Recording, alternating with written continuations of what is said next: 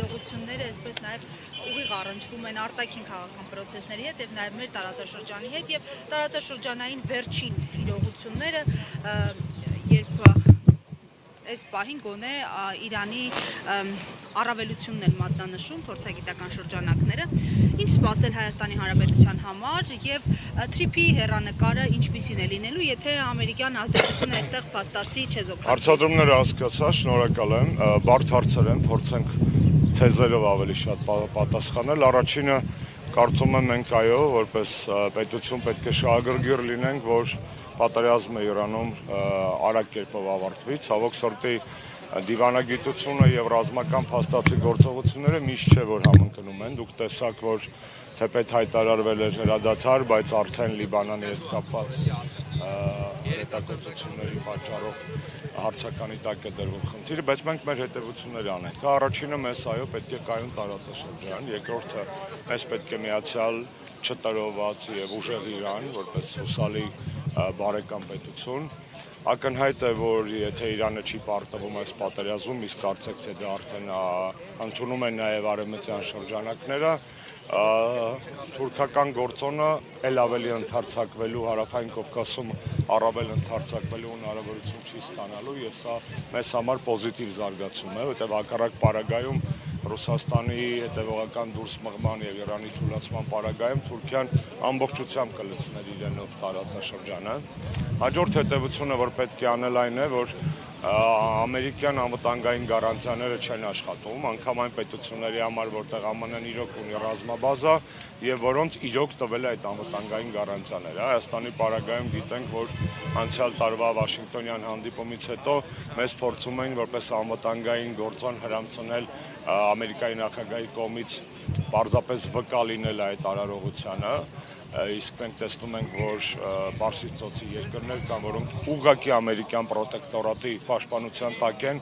բայց դա իրենց չի պաշտպանել, չի փրկել տարածաշրջանային պատերազմական գործողությունների մեջ ներգրավելու հնարավորությունից, այսինքն սա եւս մի անուղղակի, բայց շատ կարևոր փաստարկ է բացահայտելու համար, որքան փուչիկ է Նիկոլ Փաշինյանի կողմից հրամցվող այսպես կոչված խաղաղության մոդելը, որը իրականում խաբեության մոդել է։ Եվ այս ամենով հանդերձ վերջին դասը երևի թե որ այս պահին պետք է քաղել հետևյալն է, եւս մեկ անգամ համոզվենք, որ փոքր պետությունները իրավունք չունեն դառնալու մեծ պետությունների գեոպոլիտիկ խաղերի ձեռքերում խամաչիկ, հակառակ պարագայում առաջինը հենց իրենք են տուժելու։ Սա էլ որպես էլի ուժեղ փաստարկ Նիկոլ Փաշինյանի կողմից հրամցվող խաղաղության մոդելը ջախջախելու համար։ Սա այս պայդրությամբ մի քանի այսպես առաջին դասերը, որ կարող են քաղել իրանական պատերազմի ներկայիս վիճակից։ Նայեք, դասերը քաղել, բայց Հայաստանի իշխանությունները շարունակում են խաղաղության օրակարգը,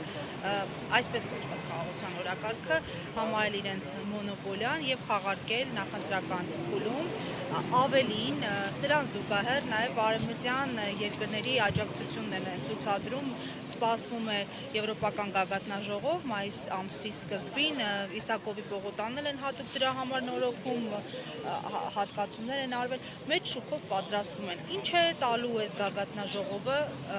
Հայաստանի Հանրապետության եւ իշխանություններին։ Այս առիթով շատ մանրամասն խոսել ենք, նաև մեր համագումարին նախագահ Սերժ Սարգսյանի ելույթում ընդդիմության արված առաջարկությունների փաթեթում կար նաև հանրապետականի առաջարկը համաձայնել, որպեսզի մենք համակարգենք միացյալ ընդդիմության, նորից կրկնեմ, միացյալ ընդդիմության ջանքերը այդ քաղաքական համաժողովը ոչ թե նիկոլական խնջույքի, այլ Հայաստանի դառը իրականության վերաբերյալ ճշմարտություն հասցնելու։ Հայաստանի տեսեք, եթե լիներ այլ ժամանակահատված, այլ իշխանությունների օրոք, ես միանշանակ կողջունեի դա։ Այլ ժամանակահատված ասելով նկատի ունեմ նախ եւ առաջ, որ կարելի էր այդ գագաթնաժողովները տարեկան 2 անգամ են լինում, կարելի էր հանգիստ այս մեկը տանել Բրյուսել եւ հաջորդ աշնանը հետընտրական ժամանակահատվածում գալ Հայաստան։ Ես հաստատ կողջունեի ԵՄ Հայաստան գործընկերային օրակարգի առաջ մղումը, եթե այդ օրակարգը լիներ իրական, եթե այդ օրակարգը բխեր Հայաստանի շահերից եւ Եվրոպական միություն Հայաստան Սերժ Սարգսյանի օրոք եւ շնորհիվ ստորագրված համաձայնագրի իրականացումից, այսինքն ձևի մեջ ամեն ինչ կարծեք թե լավն է, բայց բովանդակության մեջ եւ ժամկետի եւ օրակարգի առումով կեղծ է եւ ակնհայտ միտում ունի ոչ թե Հայաստանի եւ Եվրոմիության միջև ստեղծել ավելի ամուր կապեր, օգնել Հայաստանին բարեփոխվել ու դառնալ իրականում եվրոպական ստանդարտներին համապատասխանող պետություն, այլ ամեն կերպով աջակցել Նիկոլ Փաշինյանի վերարտադրությանը եւ այստեղ ուզում եմ կրկնել շատ արդիական մի թեմա, որը հիմա միջազգային մամուլը քննարկում է, խնդրում եմ այս թեման հատուկ ընդգծենք։ Ամերիկայի Միացյալ Նահանգների փոխնախագահ գնաց Բուդապեշտ Օրբանին ընտրություններից առաջ սատարելու։ Եվրոպական ողջ լիբերալ մամուլով վայնասուն է բառի բուն իմաստով, որ վայ ԱՄՆ փոխնախագահը գնացել է Օրբանին նախընտրական սատարում հայտնելու համար, դա միջամտություն է ընտրությունների մեջ եւ այլն։ Զավեշտը եւ ցինիզմը այդ եվրոպական շրջանակների այն է, որ երբ որ Վենսը եկել էր Հայաստան եւ նույն բանը անում էր Նիկոլի կողքին, ավելի բաց տեքստերով օգնելով Նիկոլ Փաշինյանին քաղաքական մրցակիցների նկատմամբ առավելություն ձեռք բերելու, եվրոպացիները ողջունում էին, ասում են վայ, այս ինչ լավ այց է, վայ Հայաստանը դեպի արևմուտք է թեքվում եւ այլն։ Այսինքն սա այս դեպքը ընդգծում եմ հիմա, որովհետեւ A արդիական է, B ամենացայտուն ապացույցն է, թե ինչ ցինիկ են, ինչ ծիծաղելի աստիճանի շահարկվում են եվրոպական այն արժեքները, որոնց ես հավատում եմ, վատենա, որ իրենք չեն հավատում իրենց իսկ արժեքներին արժակած։ Եվ նորից կրկնեմ, եվրոպական քաղաքական հանրույթի հավաքը այստեղ շատ լավ առիթ է ժողովրդին, հասարակության, ընդդիմադիր ուժերին ցույց տալու Հայաստանի իրական վիճակը, ցույց տալու քաղբանտարկյալներին, մամուլի նկատմամբ ճնշումները, ցույց տալու վստահ, այսինքն ով կարա խանգարի մեզ, մեր քաղաքում անել 50-100 օքանոց պիկետներ կամ ցույցեր կամ տարաբնույթ փողոցային կրեատիվ ակցիաներ, տարբեր պատվիրակությունների դիմաց։ Ուզում եմ մի բանը շեշտեմ, այսօր անպայման այս էլ փորձենք առանձին շեշտադրել,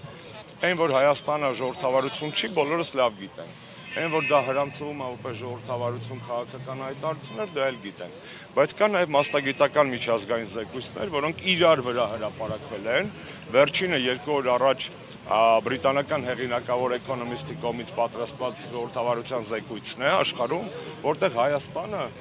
անգամ թերի ժողովրդավարության շարքերում չի դասվել, կան ամբողջական ժողովրդավարություններ, թերի ժողովրդավարություններ եւ կանք մենք նիկոլական հիբրիդային Հայաստանը, որ ասում են հիբրիդային պատերազմ, այդ հիբրիդայինը գլխներին եկավ, որ երրորդ անգամ դիագնոզվել է, որ Նիկոլի ռեժիմը ժողովրդավարական չի, իդեպ Դավիթի առիթով ենք այստեղ, ուզում եմ ասել ուրախությամբ ասել, որ Դավիթ այլևս մեր ոչ միայն ընկերն է, կուսակցական ընկերը, պայքարի ընկերը, այլ նաև ՀՀԿ ԳՄ նորընտիր անդամ, առաջին անգամ ենք այս կարգավիճակում Դավիթի դատերին, եւ ուզում եմ շեշտել, որ այդ զեկույցում գրած է, որպես հետընթացի հիմքեր գրած է իշխանությունների կողմից հետապնդվում են անդիմադիր քաղաքապետերը։ Իհարկե դա եւ Դավիթն է, եւ ժամանակին Մամիկոն Ասլանյանն էր առ այսօրում վրա կա այդ դատավճիռը եւ Վարդան Ղուկասյանն է եւ Արաքյարի սպանված քաղաքապետը, այսինքն մենք բոլորը տեսնում ենք, որ այո, դրսից լավ էլ գիտեն ինչ է կատարվում, այսինքն ձեռք չի տալիս դա ասել քաղաքական ամբիոններից, քաղաքական ամբիոններից ասում են, չէ, հիվանդը հիվանդ չի, շաքարը տեղն է, բայց թղթում թաքուն գրում են, որ բան արտարգանդային ժողովրդավարական հղիություն ունի, որ ես ինքս տարբեր բաներ են գրում, էլի, եւ այլն։ Մեր եթե տենց լեքսիկոնով շարունակենք, Հայաստանի հիվանդության պատմությունը առանձին պապկա է, առանձին ֆայլ է, այն ինչ որ ասում են Հայաստանի ռեժիմի մասին դա կենաց է, իսկ պապկեն առանձին կա եւ վստահ եմ այդ պապկեն մի օր աշխատելու է հենց Նիկոլի դեմ։ Ձեզ չկտրեմ։ Շնորհակալություն։